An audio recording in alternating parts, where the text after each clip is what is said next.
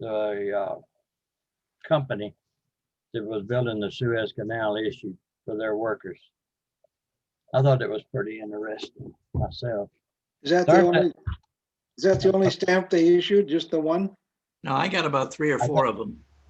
You do. I didn't know the answer to that, Ken.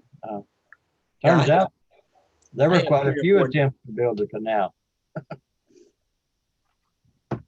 I just said I have 3 or 4 different values of those two. So, yeah, they're. It seems like there's a lot of reprints and forgeries of those as well going around. I mean, I thought I had a few of those myself, but I didn't think that they were real.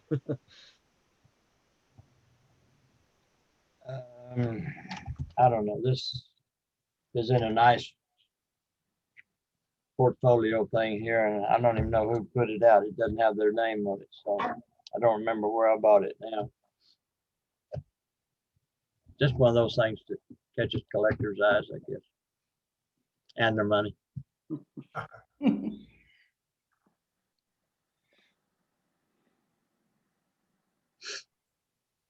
Well, I got one if you're through. Yeah, I'm through, Rick. Okay. I was on a stamp chat earlier this year, I guess, maybe late last year. And there was a guy named Leon Reed who was giving the discussion. He was talking about Civil War history based on covers, patriotic covers and Confederate covers as well. And he came out with a book called No Greater Calamity for the Country. And this is the book right here. It's apparently the only Civil War history that was written based on postal history. Hey. Oh, hello, Stan and Judy. Hey. Out. Dude, what happened? But anyway, it's an interesting book, and I recommend it if you guys are interested in taking a look at one of them. It's quite an interesting book. Let me change this around. Here we go.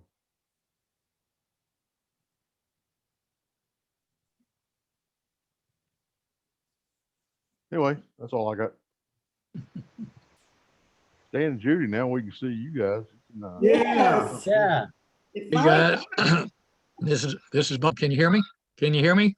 Yes, Can Bob. you?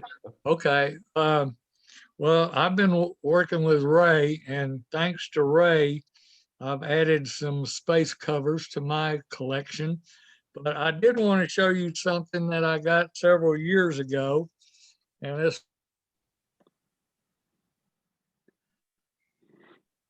towards the camera. Okay. Can you see that little square? Yeah. Some filings from the Apollo 11. Mhm. And I just thought that was really cool to go. Yeah. Collection of space covers. But thanks to Ray, I have really developed my space cover collection along. Of course, I've had ship covers for years. In fact, I go all the way back to 1921 with a USS Arizona cover. But as that developed, I got into the space covers, and thanks to Ray, I've got a pretty good collection now. And thanks to you, I was able to buy that Challenger cover. Thanks. Well, I'll give you $3 for it. So I'll send you a photo for that.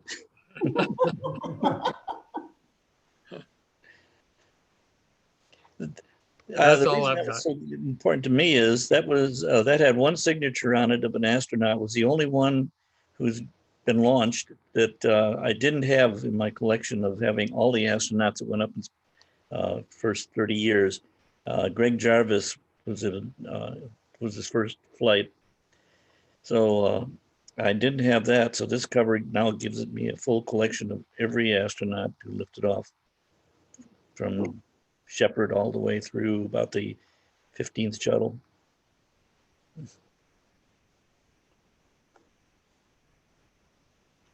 Just before meeting started, I was reading an article about Apollo 16 and the hot mic recording Mhm. that one of the astronauts was saying some things he shouldn't have been saying. They did that on a couple of them when the Apollo 9 capsule was spinning at 1 revolution per second, per minute, no, 1 revolution per second as it was going on the far side of the moon. Live, we heard Gene Cernan throw out a couple of big cuss words, so we all knew something was wrong. I'll tell you the funniest thing that ever happened there was a Gemini flight, and they were landing in large rolling seas. It was kind of high. And there was a radio announcer, and they were playing this at the place I worked because then it was so interesting to listen to. So we're all listening to this radio broadcast. And every so often, while he'd be talking, his voice would die because he'd go on into a depression. So he'd be saying, "My name is Don Jones, and I'm here at where we're doing," and it would just go coming out. And the worst time in the world that it could have come out, they were sending the pararescue guys by helicopter out to the capsule that was bobbing around the ocean. And he said, "Okay, now the 2 pararescue guys have dropped into the water, and they're going to apply this collar around it that's will inflate with air to keep it up." He says the rubber collar is actually, it's actually a big rubber, and it stopped right there. The whole building broke out in laughter. It was just the most inopportune word to drop it on.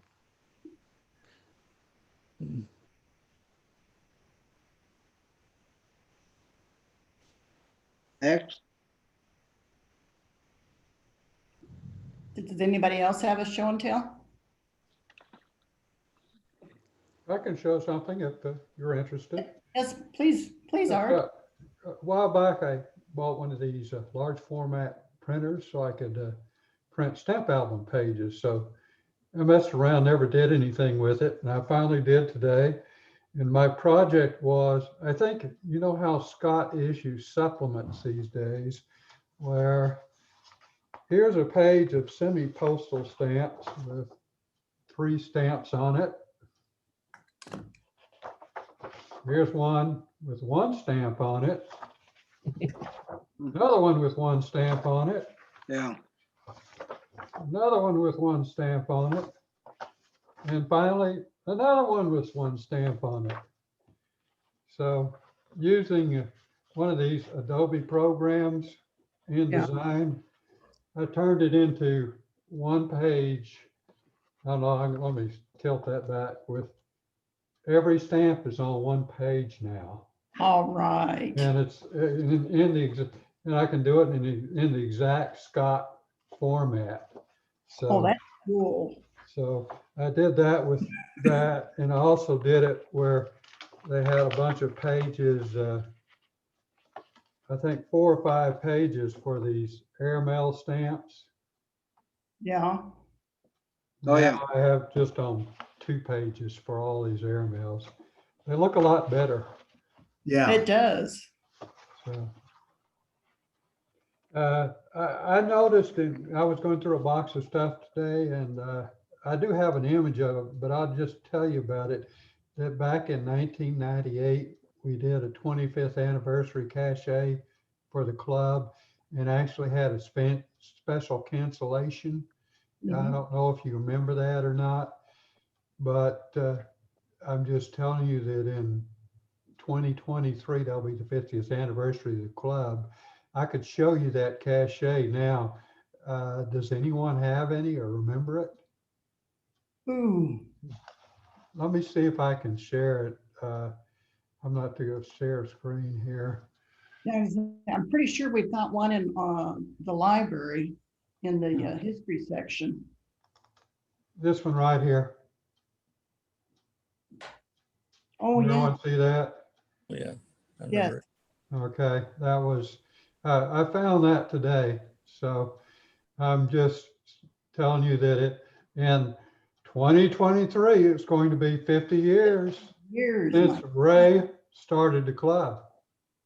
By the And, way, the word anniversary at the top has a typo before you. yeah, and this you- little inscription here, this is actually from the letter that Ray wrote when he sent out a solicitation to members, or he put something in the That's when I sent it Arlington to the paper. That's when I sent it to the Duncan Center to try to get them to let us have a room. They turned us down the first time. Yeah, well, that's, yeah, I remember that because we weren't considered artsy enough to be in the center at that time. So, Well, they wanted culture, so I had to write an article about how philately is a yeah. cultural thing. Yeah.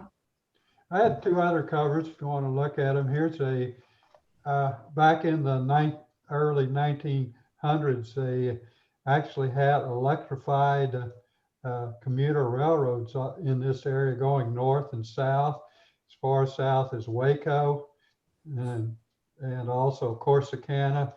And then it went north to Denison. This is a cover from that. They went out of business in 1948 because cars started catching on and people quit riding their service. So thought that might be of interest to you.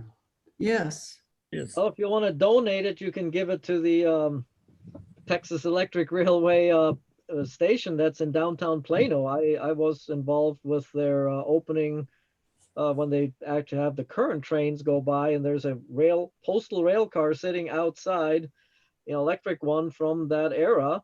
And they have a nice little museum, and not so much on the postal side, and that's what I wanted to get them to do. But I think I covered it in the stamping around at some point in the past. I mean, it was like 15 years ago or something, but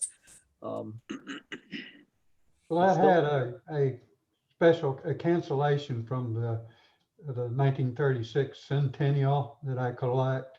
So it was one they started promoting it in 1935. So that cover was from 1935. Okay.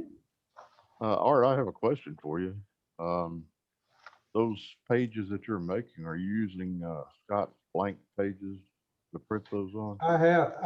You can actually now buy from Subway, sells paper with the same type as Scott uses, so you can buy it pre-cut from Subway when it's in stock. The last time I tried to order some, it was not in stock, but they sell paper for various ones. I make a lot of pages up myself using a printer it's a laser printer, but it's prints 11 by 17, so you can print large pages on it for stamp albums. Great.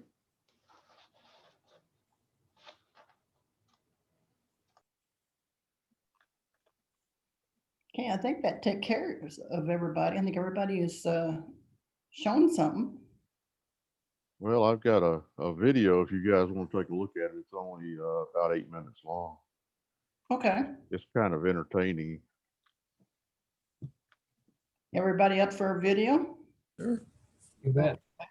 Go for it, Rick. Okay. Log off. I'm gonna have to stop recording because of copyright.